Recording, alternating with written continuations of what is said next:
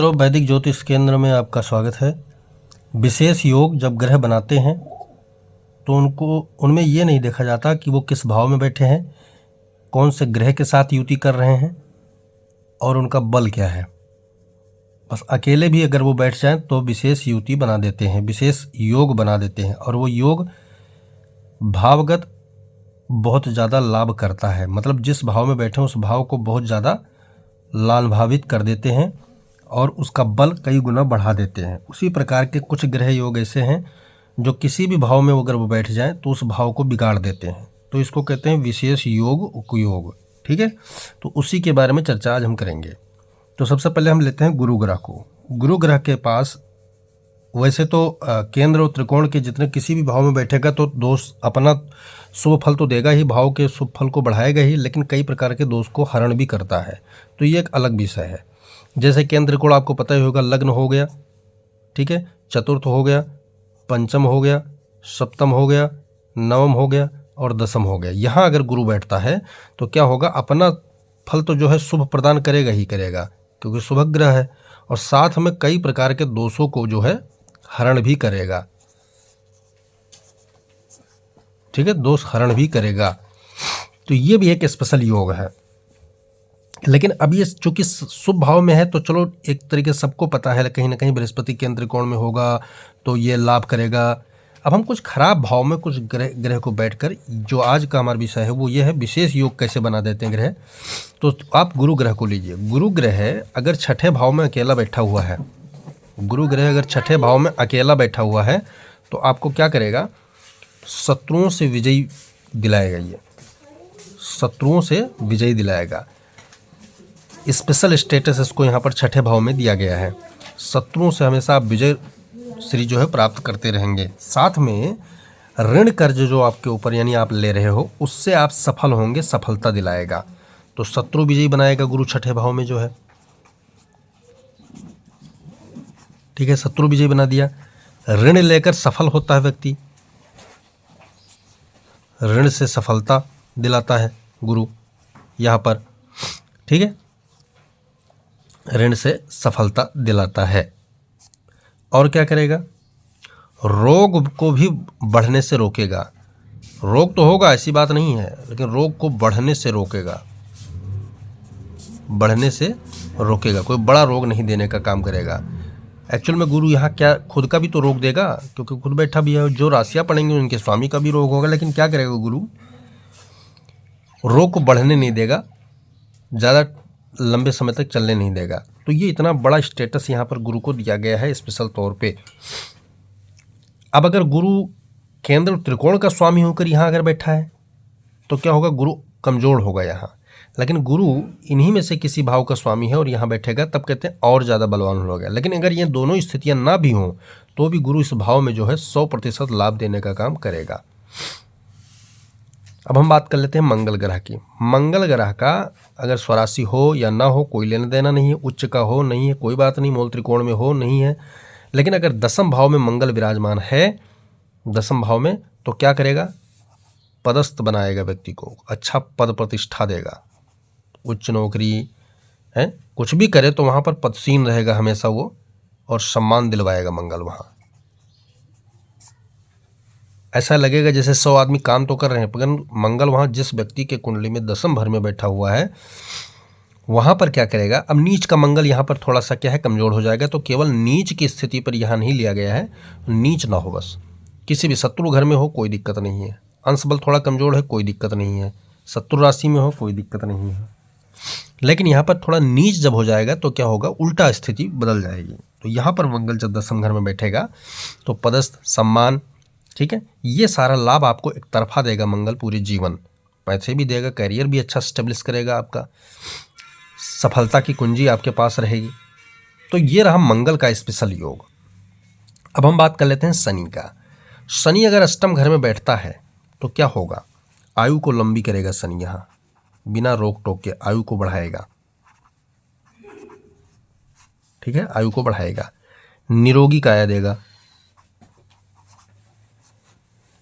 ये ऐसा नहीं निरोगी काया मतलब कि कोई रोग हो ही ना, लेकिन शनि क्या करेगा, उस रोग को बाधा उत्पन्न नहीं करेगा और रोग को बाधक नहीं बनने देगा। आयु को बढ़ाएगा वो। ठीक है, शनि यहाँ पर क्या करेगा कि त्याग की मूर्ति बनाएगा, आपको त्याग मूर्ति के रूप में प्रतिष्ठित करेगा। अब ऐसा नहीं कि आप सब कुछ त्याग दें, आपके पास सुख सुविधा नहीं आएगा, नहीं, सुख सुविधा आएगा और फिर अन्य ग्रह भी तो कुछ ना कुछ करेंगे। मैं शनि की बात कर रहा हूँ। आयु बढ़ाएगा, निरोगी आपको बनाएगा, त्याग मूर्ति आपको बनाएगा, कर्म योगी साथ साथ बनाएगा। यानी खुद का कर्म आप सत्य मार्ग पर करेंगे ही, दूसरों को एडवाइस भी आप देंगे कि आप भी बेटा सही करो, मैंने ये करके ये प्राप्त किया है। मतलब ये 3 ग्रह बैठे तो अपने सभी शत्रु घर में हैं। चूँकि शनि मंगल का परम शत्रु ग्रह है तो मंगल के घर में आ गया, कालपुरुष कुंडली की देखें, और मंगल जो है शनि का शत्रु है तो 10वें घर में मकर राशि में शनि की आती है और उच्च की भी हो जाता है मंगल। गुरु कन्या राशि में है। तो इसी प्रकार तीनों शत्रु घर में होने के बावजूद भी स्पेशल स्टेटस पावर पा करके इस भाव को चमत्कार तरीके से जो है लाभान्वित करते चले गए। तो ये रहे 3 ग्रहों का जो है अच्छा फल। अब मैं बात कर लेता हूँ इन 3 स्थितियों का। राहु केतु अकेले किसी भी भाव में बैठेंगे, अकेले किसी भी भाव में बैठेंगे तो क्या करेंगे, उस भाव को बिगाड़ेंगे, ये ना बिगाड़ेंगे ये तो शंका नहीं है, लेकिन सुधार नहीं करेंगे, ये पक्की बात है। किसी भी भाव में राहु केतु को बिठा दिए, उस भाव के फल को बिगाड़ने का काम ही करेंगे। साथ में अगर किसी की युति पा जाते हैं तो उस ग्रह को भी बिगाड़ने का काम करेंगे, उस ग्रह को भी बिगाड़ने का काम करेंगे। राहु केतु एक ही स्थिति में अच्छा और शुभ फल देने का काम करते हैं, या तो अपनी उच्च राशियों में विराजमान हो या किसी के दृष्टि में हो। जैसे गुरु यहाँ बैठा है, अब गुरु के दृष्टि में राहु अगर आ जाएगा तो राहु शांत रहेगा। ठीक है, शनि की दृष्टि में आ जाएगा तो राहु शांत रहेगा, मंगल की दृष्टि में आ जाएगा तो राहु शांत रहेगा। परंतु युति में बहुत खतरनाक हो जाता है और अकेला भी वो भाव को बिगाड़ता ही बिगाड़ता है। किसी भी भाव में राहु केतु बैठ जाए तो, लगन में बैठ जाए राहु केतु सप्तम में आ जाएगा तो क्या करेगा, लगन के भाव को बिगाड़ेगा। यहाँ तो दोनों में क्या होगा, लड़ाई झगड़ा कलह परेशानी पैदा कर देगा। सबसे ज़्यादा खतरनाक और ख़राब राहु कहाँ माना जाता है, 12वें घर में। यहाँ पर अगर राहु बैठा हुआ है 12वें घर में तो क्या होगा, यहाँ पर जो है राहु बहुत ज़्यादा खराब काम करता है। तो यहाँ पर राहु को कंट्रोल करने के लिए गुरु की दृष्टि होना इस पर ज़रूरी है। चाहे यहाँ से बैठ कर गुरु दृष्टि डाल दे, चाहे यहाँ से बैठ कर 5वीं दृष्टि डाल दे, ठीक है, चाहे यहाँ से बैठ कर 9वीं दृष्टि डाल दे। तो कुल मिला के क्या है राहु को कंट्रोल गुरु ही करता है। अच्छा, राहु सबसे ज़्यादा पीड़ित भी गुरु को ही करता है कि अगर राहु की दृष्टि पड़ गई उल्टा तो वो क्या होगा, दिक्कत पैदा करेगी। तो इस प्रकार से जो है राहु केतु का हमने स्पेशल योग स्टेटस आपको बताया। अब मैं बात कर लेता हूँ अष्टमेश का। अष्टमेश एक ऐसा योग है कि अष्टम भाव में देखिए कौन सी राशि पड़ रही है, उसका स्वामी आप निकाल लीजिए। मान लिया कालपुरुष की कुंडली हमने बनाई, 1 नंबर यहाँ आया तो 8 नंबर यहाँ आएगा। अब मैं यहाँ 8 नंबर का स्वामी कौन हुआ, मंगल। मंगल किसी भी भाव में जाएगा, 12वें घर के 12 भाव में किसी भी घर में मंगल चला जाएगा तो उस भाव को बिगाड़ने का ही काम करेगा मित्रों। उस भाव में कभी भी अच्छा फल आपको मंगल देने का काम नहीं करेगा। अब बिगाड़ने का काम क्या करेगा, अष्टम भाव क्या होता है, हाँ मतलब विनाश का भाव होता है, अष्टम भाव माना जाता है, समाप्ति का भाव माना जाता है, आयु का भाव माना जाता है, दुर्घटना आदि बड़े बड़े रोग के आदि होते हैं। तो इनका स्वामी जहाँ जाएगा अपना स्वभाव वहाँ थोपेगा, वहाँ डाल देगा। 10वें भाव में जाएगा कैरियर को बर्बाद करने का काम करेगा। 9वें में जाएगा आपका धर्म कर्म कर्तव्य परायण निष्ठा ये सब परंपरा ये सब बिगाड़ देगा, आपको नास्तिक बना देगा। 11वें घर में जाएगा इनकम के सारे स्रोत को बंद कर देगा। 12वें घर में जाएगा लफड़ा लड़ाई बवाल झंझट शांति ये सब देगा। लगन में चले जाएगा आपका मति भ्रम कर देगा, मन बुद्धि बना देगा। चतुर्थ में सुख को प्रभावित करेगा। दूसरे घर में कुटुंब को प्रभावित करेगा, वाणी को प्रभावित करेगा, ठीक है। पंचम में शिक्षा को चौपट कर देगा। तो ये प्रकार के जो अष्टमेश का योग किसी भी भाव में बनेगा तो वो बिगाड़ने का काम ही करेगा। अब अष्टम को रोकने का क्या काम है, अष्टम को रोकने का एक ही काम है, वो क्या है कि जहाँ भी अष्टम बैठे वो भाव या तो छठा होना चाहिए या फिर 12वां होना चाहिए या 8वां होना चाहिए। 6, 8, 12 में अगर अष्टमेश चला जाकर बैठ जाए तो क्या होगा, सरल विपरीत राजयोग का निर्माण कर देगा। वह उपद्रव करेगा, जहाँ बैठे मंगल बैठेगा उस भाव को तो बिगाड़ेगा, लेकिन एक साथ में 2 चीज़ें बन जाएंगी। एक तो विपरीत यानी कि 6, 8, 12 के स्वामी 6, 8, 12 में विराजमान हो जाए, सिंपल तौर पे तो सरल विपरीत।